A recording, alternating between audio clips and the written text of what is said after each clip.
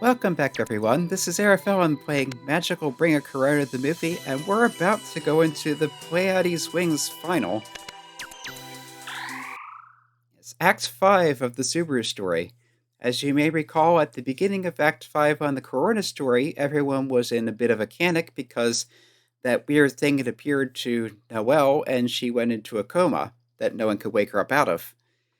This time, that did not appear to Noelle. The weird thing appeared to Korona. In the end, nothing happened. We returned to the castle together, tended to our wounds, and now we're here having breakfast.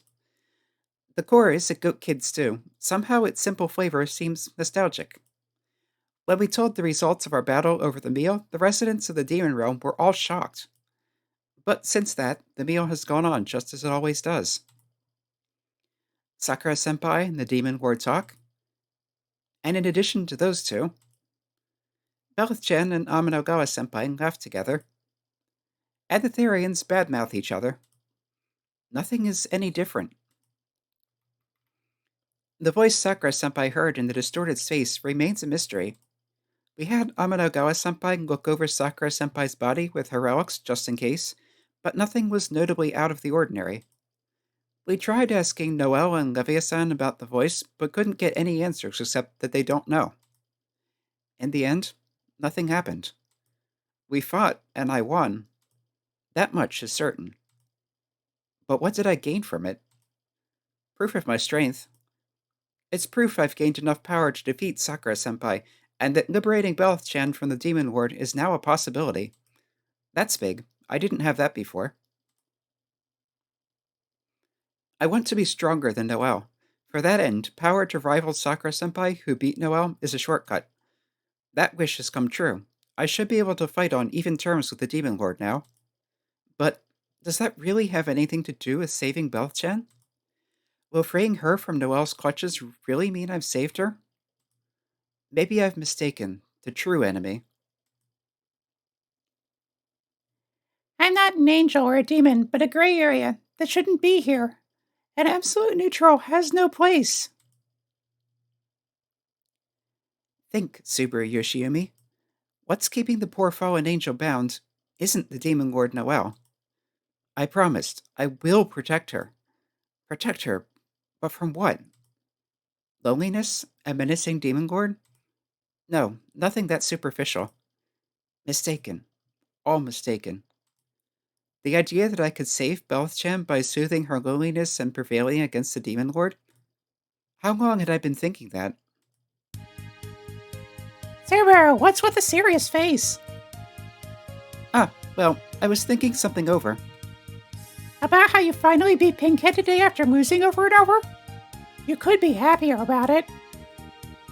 I'm glad I beat Sakura-senpai, but is this the right way? What about it? You're the one I want to... Knocking resounds in the room. The door was hit fairly high up. I know who it must be. Come in. Excuse me. Did you need something? Yes, please allow me to express my belated congratulations. Yoshiyama-sama, congratulations on your triumph. Please accept these, though they are but simple flowers gathered from the garden. This is fairly typical in Japanese culture. When you're giving a gift, it's considered customary to downplay the value of it, even if it is something rather extravagant. Thank you for the courtesy. Korona-sama is so powerful that even y'all, the Knight Captain, and even our liege, the Demon Lord Beelzebub, were unable to win against her. Yoshiyama-sama, since you have taken down Korona-sama, you are a new hero indeed. Oh no, don't exaggerate. As Noelle-sama adores Korona-sama, the Didionic are drawn to the strong. If you would not mind, please do tell me of your battle in detail when you have the time. Alright. Now, please allow me to return to my duties. Please feel free to relax. Thank you for going to the trouble.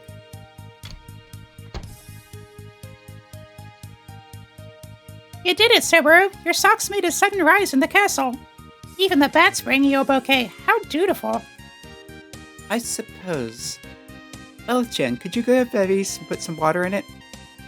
Roger Wilco.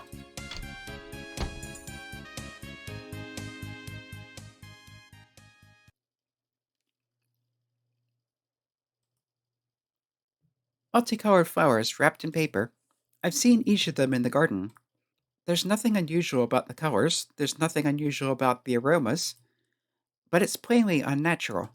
Service in its most perfect form is fulfilling requests not yet made. Would the maid who said that bring just a bouquet and trouble the guest to provide a vase? I don't know where to find one. This room doesn't have anything like that.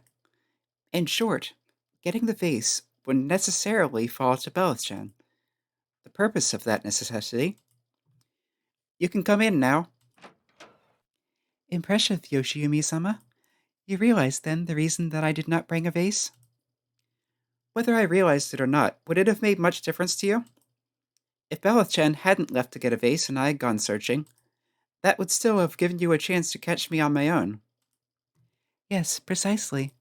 The cat will continue to live if you do not place it in Schrodinger's box. This is, of course, a reference to Schrodinger's actually mocking analogy for the idea in quantum theory that a subatomic particle can exist in multiple states at once until being actively observed. The key concept of the thought experiment is that the cat locked in the box would either live or die depending on whether a decay occurred in a connected and unobserved radioactive sample. And so, if the state of the atom is not fixed until observed, then, according to him, so must be the state of the cat, whether it's alive or dead. His intended point was that the whole thing is nonsense, but Raim's point here is more that if you avoid the uncertainty, then you can be sure of the outcome. I see. So, what did you want? Time is limited, so I will get right to business. Yoshiyama-sama, I need to have an important discussion with you. I would like to talk alone and at leisure, so would you be willing to make the time? Very well. Thank you for your understanding. Then, at midnight, I will be waiting in the courtyard.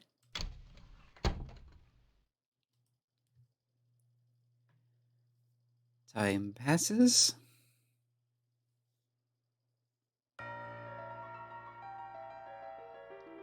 We have a nice artistic transition there.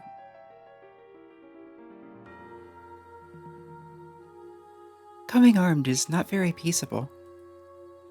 I don't believe you said not to. You do have a point. Let us be off then. The conversation we are to have must not be overheard. Let us move somewhere further from public notice. Very well.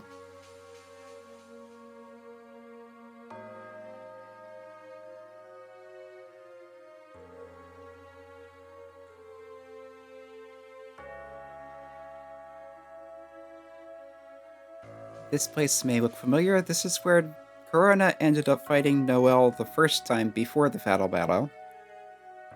A beautiful moon, a fine night. Now, if you would say your piece. Summer nights are long, there's no need to rush. First, I would introduce myself anew. I think you had best know exactly who and what you speak with. Yes, that's true. So, once again, my name is Raim, a maid serving in Beelzebub Castle. As she spoke, Raim-san held the hem of her skirt to calmly curtsy. Her legs did not reach the ground, but floated several inches above. I would have thought nothing of it if we had been inside the castle. If anything, the sight might have seemed crisp and stylish. However, now all I sense in it is a chilly formality. My race is vampire. My talents include cooking and gravitational magic, and knowledge of the future. Knowledge of the future? Perhaps it would be more accurate to call it predicting the future. Are you familiar with the phrase Laplace's demon? Pierre-Simon Laplace hypothesis. A demon that knows the location and state of every atom in the universe, if such a demon existed, would be able to accurately predict the future. Precisely. Impressive. While I do not know the atoms, like Laplace's demon, I am able to predict the future from the surrounding conditions and my own knowledge. The forecasts your people routinely perform could also come increasingly close to 100% accuracy if you had more information and could interpret it more precisely. forecasts that have attained that level are the coming future itself. They can become what you might call prescience. Therefore, I can fulfill requests before the requests themselves. So, is this not a wonderful ability for a maid to have? It's too magnificent. If she can see the future, then she can have everything go her way. Could someone with an ability like that be content as a mere maid? I know what you must be thinking. Yes, simple power pales before the power of prescience. However, I am fond of Belzebuth Castle and my current occupation. I wish to use this power for my colleagues and Noel-sama. Do you tell other people about what will happen in the future? I would not be so uncouth. I simply write scenarios and provide guidance. Write scenarios and provide guidance? Who will think what, act on what, do what, and what will become of it? I project these ahead of time, decide on the cast, and steer things along the course laid out in the scenario. On this occasion, as ever, I wrote a scenario when I heard that Noel-sama would invite the hero of the demon sword to the castle. A tale of my liege's distress at her contact with humans, and of Korona-sama accepting it all and heroically standing up to her. Of the demon lord Leviathan, and of the comet. At times, the developments include an excess of trite sermonizing, but all good stories are replete with good morals. The story of Noel-sama, Korona-sama, and Livia-sama will be engulfed and retold for all eternity.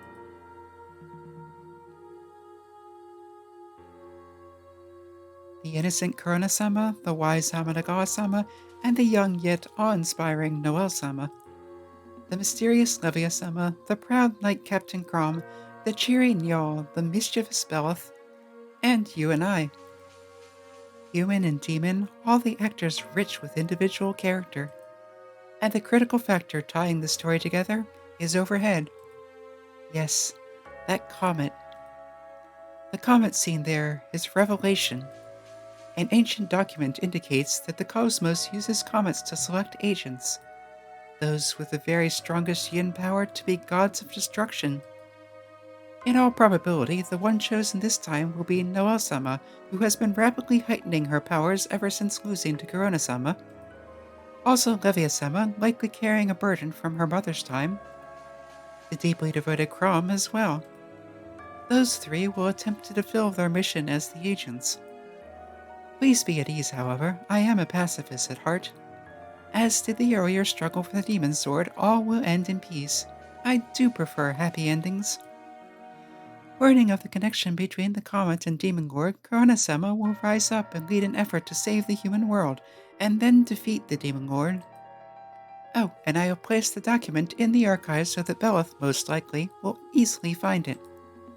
After a storm comes a calm. The battle over, stronger trusting relationships will sprout, deepening our intermingling. And so, a new legend is born. History repeats. Yes, as the first Beelzebub once did for the sake of Lucifer-sama. She will again defy the Creator to hold an invaluable friendship. Yes, thank you for listening quietly. What did you think? Well, I'm not sure what to think. Supernatural phenomena are outside my field of expertise to begin with. I have little chance of understanding a story based on seeing the future. I suppose not, the Foreseer replied, still smiling. In implies she expected that. She ought to have known I couldn't understand if she is discerning enough to predict the future. Then why has she told me this story?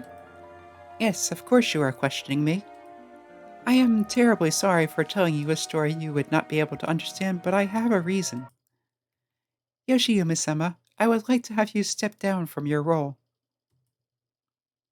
Step down from my role? Noah-sama says the decisive words to Korona-sama. However, Korona-sama does not immediately consent. That incites Noah-sama's resentment, leading to the next development. Everything progressed in accordance with the scenario. Yes. Until you won against Korona-sama this morning. It is troubling when events do not unfold according to the script. Why did you win? The scenario dictates that you lose. Please Don't just decide that. What's so wrong about me winning against Sakura-senpai? I have established a scenario that ends with all characters unharmed, yet you have broken it. Even a small crack now may eventually be distorted beyond all recovery. Even Laplace's demon is not perfect when fundamentally using inference. This is why I take action myself to steer toward the result. However, if you continue to act willfully, I will make restoration difficult. Yoshihime-sama, please make ready to return to the human world at once. I can't accept that. This is not a matter of whether you can accept it or not. I have inferred how you must feel. However, please leave. You've got to be kidding me. To her, this may have been a plan for things that happen this way, but to me, those are results I put a lot of effort into. I've obtained great power, and I'm about to use it to save Bella-chan. I can't leave the demon realm now. You may have your ideal course, but so do I. I cannot give in. You have no intention of leaving? Correct. No chance of reconsidering? None. I see.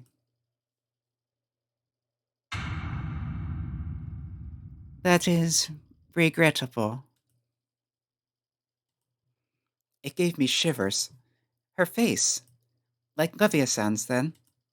The outwardly affable maid's face had hidden a terrible monster. Yoshiyama-sama, this will be your final warning. Please leave. If you do not, I will have to remove you myself. Her icy cold voice hardly seemed like the same person as the maid.